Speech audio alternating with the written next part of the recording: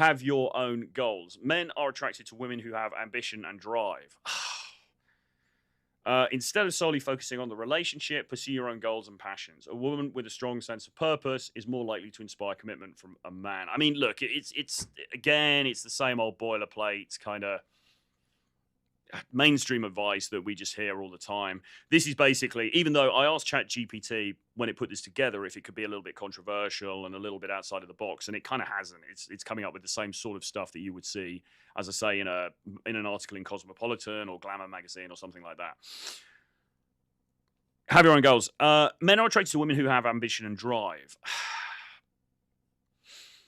Not really, no. So men are attracted to women who have their own life. Yes, for sure. And if you are pursuing something, like you're doing something with your education, or you're creating a business, or you're an artist or something, then that, yeah, sure, that is impressive, right? That's an interesting thing. That is a valuable thing, right? It's not necessarily a thing that's going to make a high value man want to commit to you in itself, okay? Because remember, it's all about what you've got to think about is, okay, but what does this bring to him? Now, that may sound selfish, that may sound sexist. It isn't. All I'm saying is he's the one in demand here. You're trying to get him, this notional dude, to commit to you, okay? So you've got to think about this in terms of, all right, so how is this going to benefit him? Now, you having goals and ambitions and maybe your own thriving business or whatever, is that going to help his life or is it going to hinder his life?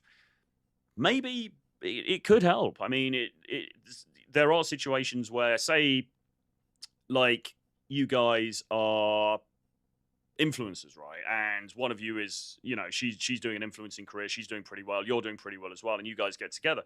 In a situation like that, maybe it could help, right? Maybe it could help the overall growth of that relationship. Maybe you guys start working together, you start doing some content together. Fine. I mean, yeah, okay. But it's not going to be the primary reason that a man chooses to commit to you. Once again, all of this stuff is kind of boilerplate, feel-good advice that doesn't really stand up to scrutiny. Because what are men looking for in the real world? They're looking for attractiveness. They're looking for somebody they feel that they can trust. And they're looking for somebody who's going to be loyal to them and who's going to be pleasant to be around, okay, and make their life better. And those are the main things. Is her having her goals part of that? No, not really, no. It might be a nice to have. It might be something that just sort of adds a little bit on the end, but it's not going to be the key thing that makes her commit. Sorry, him commit. All right, now, number 6. This is a controversial one, you guys. You're going to like this one. Challenge traditional gender roles. Don't conform to traditional gender roles in a relationship. Challenge societal norms by taking on roles and responsibilities that defy expectations. It's so woke, isn't it? That defy expectations. A partnership based on equality and mutual respect is more likely to lead to commitment. No, I would conform to traditional gender roles, to be honest, in the relationship. I think that's, and in the sense that, look, generally speaking, what do men want? When men want women who are feminine, who are somewhat submissive, not hugely submissive necessarily, but somewhat submissive, okay, who are feminine and who are supportive of him, okay, in his role as the main provider, the main person in at the head of the relationship, okay? That is a relatively traditional way of looking at it, okay? I would not stray too far from that in the way you're presenting yourself to this man, because once again, if we're thinking about the type of guys we're talking about here, we're talking about guys who have value. We're talking about guys who have options. It might be because he's got value because he's really good looking, so he's got lots of other girls after him, or he's in great shape, or he's famous, or he's got an amazing physique, or a combination of those, or he's wealthy, or he's got property, he's got assets. It could be any of these different things. Whatever it is that makes him desirable, okay, and desirable not just to you, but in a wider sense, all right, then most of the time, and once again, I work with these guys, I know these guys as friends, I have these guys within my social circle. These guys are not looking for somebody who is challenging gender roles. That in itself, I mean, it's ridiculous, even if, say, even if you are somebody who's coming at this from a more liberal perspective, okay, and you respect a woman's desire to challenge traditional gender roles, still, that is not going to make you want to commit to them, because it doesn't affect the key things, which are, well, ability to, attractiveness, ability to bear children, probably, nurturingness, and being pleasant to be around. Those are really the 4 key things. So it's kind of fluff. It doesn't really. Firstly, it's going to put a lot of high value guys off anyway because they're not going to be into this. Actually, what they want is the opposite. They want somebody who does somewhat more conform or adhere to traditional gender roles, and even for those others, the outliers who maybe don't quite think like that, it's still not going to be a key selling point for you.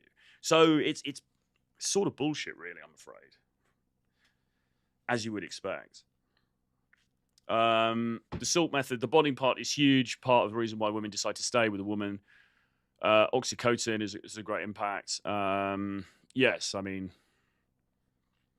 career woman means she wants a house husband, perhaps.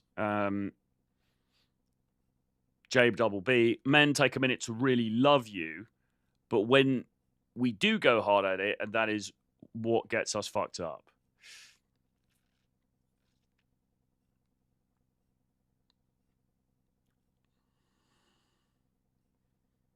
Just trying to see if there's anything else here. Put more comments and questions in the chat. Feeling a lot for men means feeling strong and sexual attraction towards that particular woman. One of the interesting parts I came across in my postgraduate studies was that it seems that both men and women have to feel it a lot in the initial stages for bonding part to stick on later. So feeling a lot for men means strong sexual attraction towards that particular woman. Yeah, yeah, okay. At the beginning, probably, yeah, but I do think it's more than that. I mean, I've felt strong sexual attraction, I'm sure, many times, but I haven't wanted to commit to nearly any of those women. So I think there is a bit more to it than that, to be honest. But okay, so number 7, and this, remember, is from ChatGPT. These are bits of advice. I asked it to come up with a 7 to 10 point article entitled "What Makes a Man Commit to a Woman." This is what it's come up with. Number 7 is prioritize self-care. All right, instead of prioritizing the relationship above all else, prioritize your own self-care and well-being. A woman who takes care of herself first is more likely to be happy and fulfilled, which in turn makes her a more attractive and committed partner. Okay, well, sure. Look after yourself, okay? We talked about this earlier. Keep yourself in the best possible shape you can be. And I mean emotionally, I mean spiritually, I mean mentally, and I mean physically, okay? So yes, as a woman, I think you should be, if that's what they mean by self-care, I think you should be engaging in self-care because, yeah, obviously you want to look attractive, you want to look beautiful, you want to be sexy for him. There's that, but also in these other areas, right? I would like to meet somebody who is physically active, who looks after themselves, who goes to the gym and who looks after her physique, and she's concerned about her health, and who eats well, and maybe who meditates or takes time to consider some of the deeper aspects of life rather than just watching the Kardashians or being on TikTok the whole time, right? So yes, I mean, those things are good, and you should be doing those things because that's going to improve the core product. And remember, the core product is you, and it is, in part, it's the way you look, and it's how sexy you are and all that stuff, maybe how good you are in bed, but it's more than that. It's also what do you like to be around, what's your worldview, what's your attitude on things, how are you to converse with, how are you to get along with, okay?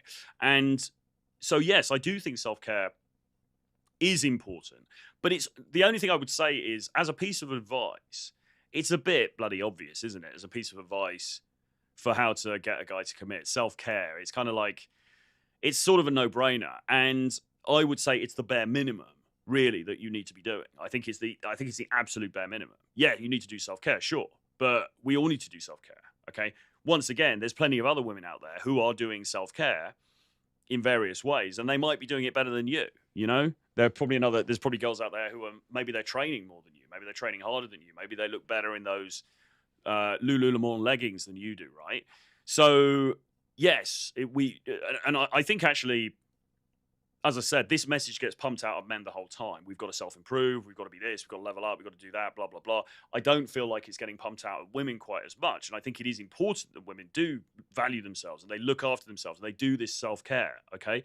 I do think it's important, but I don't think it's the key thing that's going to make a dude commit to you, okay? because there's competition and there are plenty of other women who are doing this and who may be doing it better than you. What's going to make him commit? Well, it's going to be, how sexy are you? How do you look?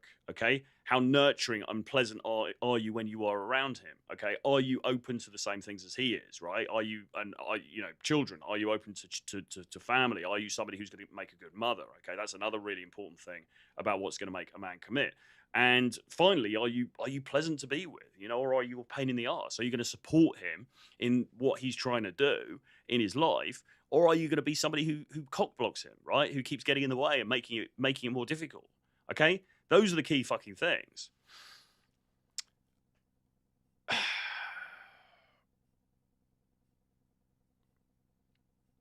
Men are more visual than women, keeps going off. Men are more visual than women, I think. Yeah, true, they are. But I don't think, once again, does that, like, men being more visual is yes, it's true, but that's not going to make a man commit, because a man, theoretically, right, and obviously we know divorce happens and all the rest of it, but if we're thinking about marriage and commitment, real commitment, a guy's only going to do that once, twice, at most 3 times in his life, like really properly commit to a woman. And even 3 times is pushing it, to be honest. Particularly if we're talking about something like marriage, like maybe a guy marries and then he marries again and then that's it. Okay. So it's not just sexual attraction that's going to make him want to make that commitment, because I mean, I could walk in the street and see people I'm sexually attracted to, right? It happens. I don't want to commit to all of them. So there has to be something more to it than that. Okay. Okay. All right. Number 9. Challenge his ego. Here we go. It's the same old bollocks again, isn't it? Challenge his ego. Instead of stroking his ego, challenge it. A woman who isn't afraid to call him out when necessary and hold him accountable is more likely to inspire attraction from a man who values honesty and authenticity. No, absolute, again, bollocks, absolute nonsense. This is terrible advice.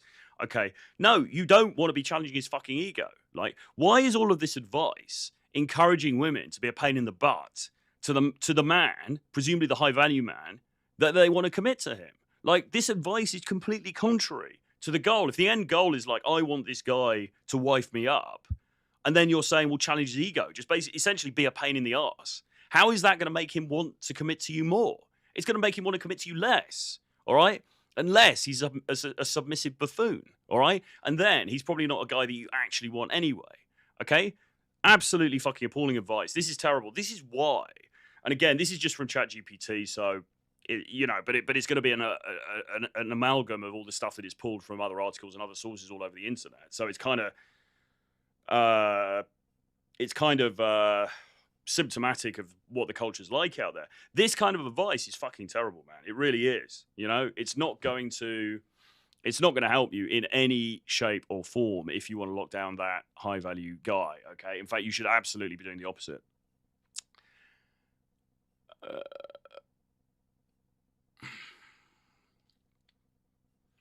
Weaponry fitness, lol.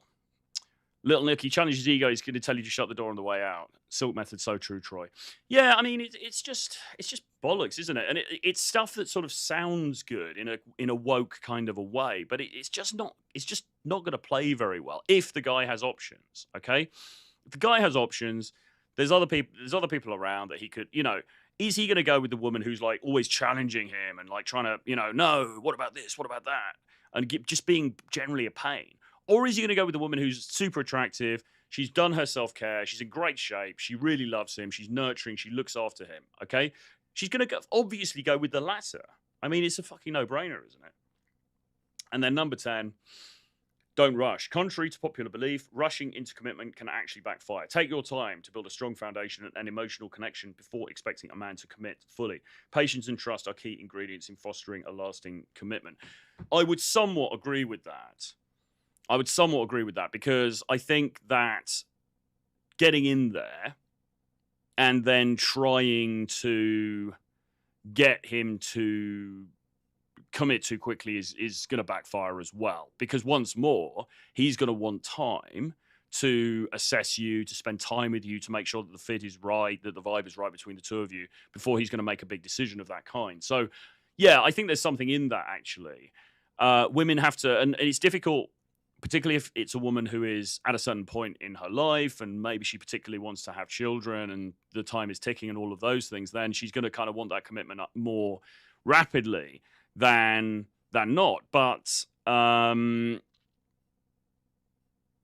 yeah, you've got to be a little bit patient, okay, in these situations. You've got to give him time and space to assess you, because if you're too pushy, that can push him away. However, what I would say is that as soon as you have entered into the relationship with him, I mean, maybe you guys are in bed together the morning after, or you're having breakfast or something like that. What I would start to do is to start to insert yourself into his life, okay, and show it in ways that you can be useful. I mean, an example of this a while ago was a girl I was seeing, and she was very good with fashion, with style, and we were actually talking about tattoos, actually, because I've got some tattoos now here and stuff. And she was saying to me, "Oh, I really like these," but she's saying what you should do is this, and I can help you with this. She was talking about a particular design, or she said, "I think what would look really good would be to do this, and I can help you with that." And I was starting to think, "Oh, that's actually quite cool, because this woman, she's offering me some value that's over and above sexual value." And the same thing is with clothes. We went clothes shopping, and she was looking, saying, "Oh, I think actually that would actually really suit you. Have you considered this color? Have you considered that?" It's a small thing. It's not huge, right? But it's a small way in which she started to sort of insert herself into my life and be sort of like, "Oh, right, okay, actually she can help me with these things, because her visual taste is probably better than mine. So she's going to be able to advise me. She's going to be able to make me look better. That's great."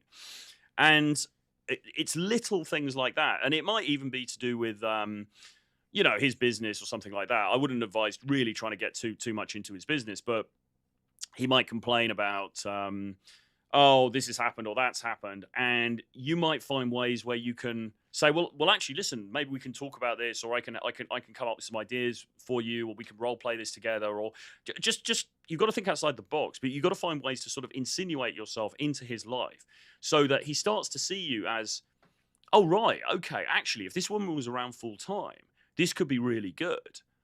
She could be a real asset to me." That's where you want to get to, over and above just being, looking good in some nice lingerie or whatever, right? There's got to be this extra element to it. So, or she might say, "Oh, talking about travel and like, oh, I can book everything, or I know, I can look up the hotels, or I know some really good hotels in this particular place that we want to go to.